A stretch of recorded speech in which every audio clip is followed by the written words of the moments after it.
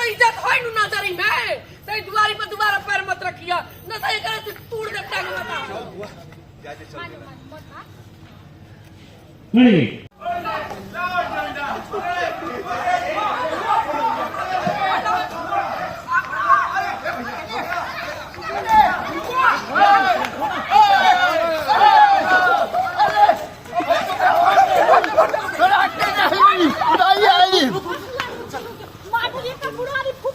नजर में तनिको लाज रहना बुढ़वा के तो दोबारा चौकट पर पैर मत रखिए न तो अरे चल सामने बुआ गइलन देख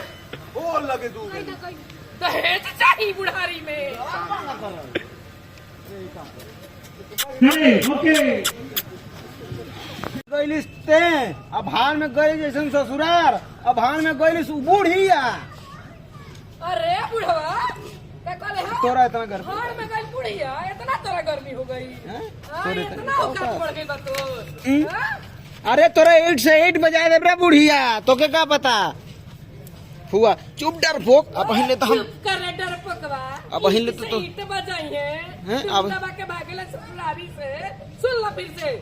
ससुरारी ताई छोड़ाइए ना नहीं अब फोनो कहीं छोड़ा देता है बुआ अब इनकरा के फोन करके कोनो जरूरत नहीं थे। ए कुकुर तेहू सुन और वो नीलजवा के सुना दे और हम गंगा जल ये बालू लेके क्रिया खातनी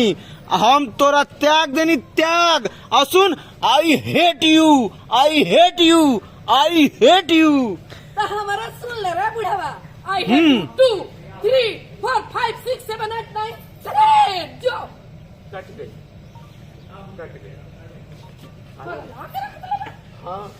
सॉरी स्माइल कर रही थी।